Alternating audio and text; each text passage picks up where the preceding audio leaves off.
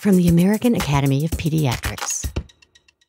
If you happen to have a baby with a tongue tie and you choose to breastfeed, someone at some point will likely point to that tongue tie as the cause for any problems that arise.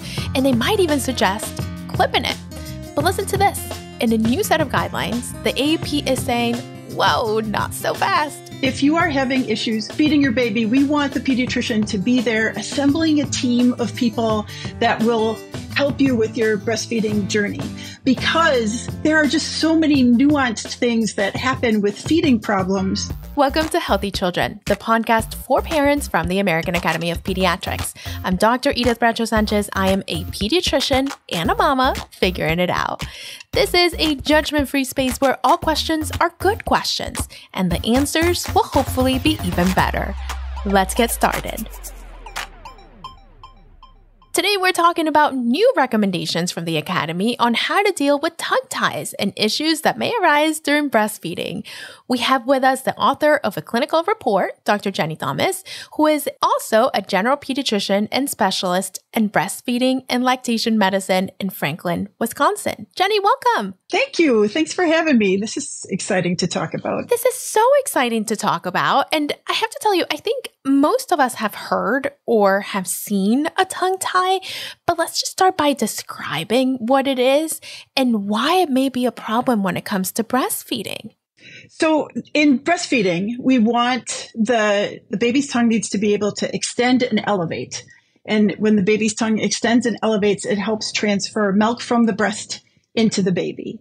A tongue tie happens when the tongue can't extend or elevate. It's sort of a piece of connective tissue that attaches to the bottom of the tongue. And if it is too restrictive, then the tongue can't do what it needs to in order for the baby to breastfeed effectively. So it's one of the causes of pain with breastfeeding. It can cause issues with transferring milk, but it also is not the only cause of pain with breastfeeding and the only cause of problems transferring milk. Right. This is a very difficult conversation to have sometimes. Yeah, which, I mean, listen, I've been a mom with hormones raging, trying to get breastfeeding established. And if someone had said to me, just do this one little thing and all your problems are going to go away, I don't know, Jenny, it's a little bit appealing. It is absolutely. It's so tempting, right? It's a silver bullet. It's going to work and make everything go better. And, you know, a lot of people are like, well, I'll just get it fixed and we'll see if that fixes things. Like, I'll just go get it clipped and we'll see if that fixes things, which may or may not be reasonable. Yeah. Listen, and the fixing things that we're talking about, the clipping of the tongue ties, this procedure known as a frenotomy, has become a booming business for all the reasons that we're talking about. And I have to tell you, as a primary care pediatrician, the number of moms who have come to my office asking whether their baby should get this procedure, or sometimes with their mind made up that they want one, is a lot, Jenny, just to say the least. It's a lot of moms who are saying, help me out, just help me get this thing done. But walk us through the new guidance, because the AAP is saying, not so fast. So tell us, what does the new guidance say? Who should actually get this procedure? So one of the things I get asked by pediatricians a lot is this a real thing? And it is absolutely a real thing. So that it exists. People have definitely benefited from having the procedure take place. But also, it sometimes doesn't work. And that means that we have to make sure that the initial evaluation for feeding problems happens where all of the possibilities are considered. And we think the best place for that should be in the medical home, which means at your pediatrician's office. If you are having issues feeding your baby, we want the pediatrician to be there assembling a team of people that will help you with your breastfeeding journey, because there are just so many nuanced things that happen with feeding problems, and they're not, as tempting as it is, they're not all going to get fixed by releasing a tie, or may not get fixed, and in some cases actually get worse if the tongue tie is intervened upon. So we really want that conversation. We want you to know that your pediatrician loudly supports breastfeeding and that we are going to do things to help you on your feeding journey. Yeah. And it's so many, Jenny, like you say, there's so many issues that arise. I knew that as a pediatrician. And then as a mom, I was like, oh my, this is unlike anything I've ever done, from the timing to the mechanics to reading my baby to, just everything, to what I was eating, to how I was hydrating, the spectrum of things that you need to understand and work with your pediatrician on is pretty vast. And so, yes, I love that you're saying we need to be loud in our support and we need to really listen and assemble a team.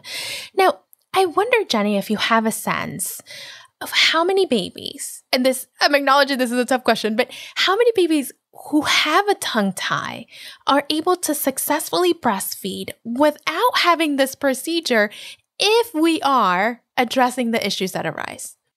It's hard to say. We don't actually have an agreed upon definition of what a tongue tie is. And it's also that it's not just the baby, right? So when we're talking about the breastfeeding difficulties, there is a mom involved. There is a transfer of milk that needs to happen. And when we focus on tongue tie, we are just focusing on baby reasons for the feeding to be difficult. And so a really important thing is to be able to watch a feeding or to send the family to a lactation consultant who can observe the feeding. I do breastfeeding and lactation medicine, so I do that evaluation in my office. And sometimes the families will say, well, I was the first person to actually look at the latch, which is a problem for me. I would really like people to be able to evaluate and see what that latch is like. But you see that sometimes anatomically, the moms and babies aren't going to be able to do this. There are other issues that maternal anatomy or infant anatomy. And so again, this is a more complex problem that can't just always be fixed by clipping a tongue or a lip or whatever else is offered. So there's one statement that we have in the clinical guideline that says of the kids who are diagnosed with a tongue tie, only 50% of them or less than 50% of them actually have breastfeeding difficulties, which is a very complicated statement to say, even if there is sort of a restriction in tongue movement, that it may not be the reason that there are issues with breastfeeding.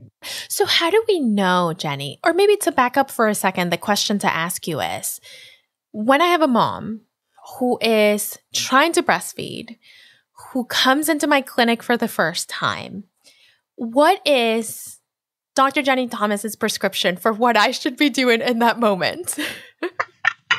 I love that. Okay. So we're checking the weight, we're checking the output, we're doing a physical exam, we're looking for jaundice and weight loss. We have to listen to what the family is telling us, all of the different things that they may have tried in the hospital, people that they have seen from the hospital journey into the outpatient clinic for the first time, and just really collect a lot of information, because the process is much more complex than saying, yep, the tongue is moving. So, I don't know what you're complaining about. Right. So we're looking to make sure that all aspects of the baby's exam are taken care of, because I think one of the things that we've seen or certainly heard about as authors is a lot of misdiagnoses that have happened. Personally, I had a child who had actually congenital heart disease and was not gaining weight because of congenital heart disease and not really the tongue. The child had already had a couple of procedures done on the tongue, and really the baby wasn't gaining weight because of another diagnosis. And so it's really important for these exams to be happening in the medical home. But we're looking at even just simple things like 8 to 12 feedings a day rather than every 2 to 3 hours. I'm always telling families, I want you to stack Oreos, 8 of them. And then every time that you feed the baby, you eat an Oreo. And when the pile's gone, you win, so that we are focusing not on the time in between the feedings, but the actual number of feedings, which makes a huge difference for families when they realize that we're not supposed to be waking up a baby who's sleeping during the daytime, right? So there's just little things that we can do to make the feeding journey a little bit better. And then the breast anatomy changes so much from the delivery to the outpatient clinic, so that we have the breast coming to fuller volume at around day 4 or day 5. And a baby who might have been latching fine may not be latching all right because there's engorgement present. And so again, it is not always just the tie, right? So having somebody be able to do that. And then as a pediatrician, we think you should have the skills to do some of those assessments. And if you don't feel like you have the time or the expertise to do that, then you really need to establish a relationship with lactation consultants in the community, an ear, nose, and throat doctor, potentially a dentist, speech therapist. There's a whole bunch of people that are out there with skill sets that are able to help moms and babies. And really the medical home is sort of the quarterback for all of this so that we can make that journey a little bit easier for those families. Yeah. And there's so many things that I love from what you just said, the Oreo specifically. I wish someone had told me that when I was breastfeeding.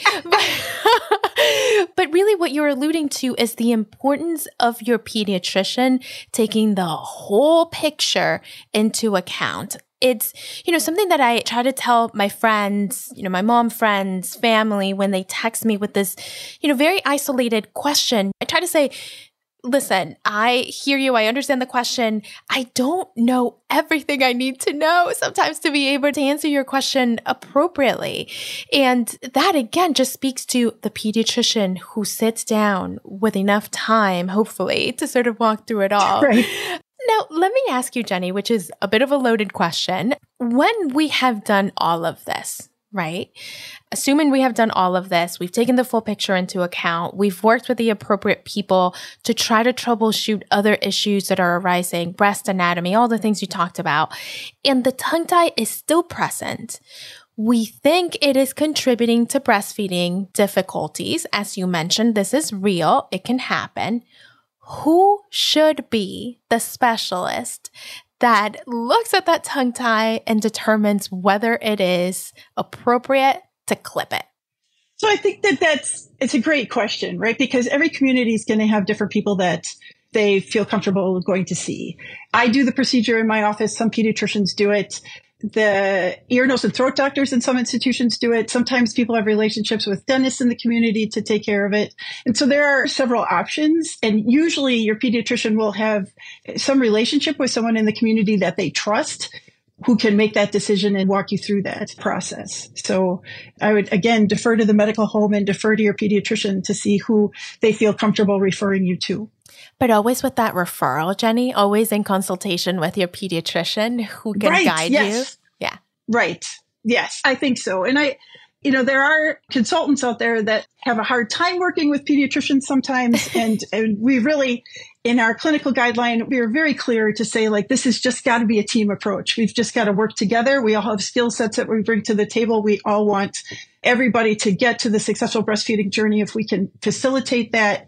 And we really just all need to be working together instead of really what happens is sometimes the families are put in the crossfire, and that is just not okay. Yeah, totally not okay. So really the goal is a team approach.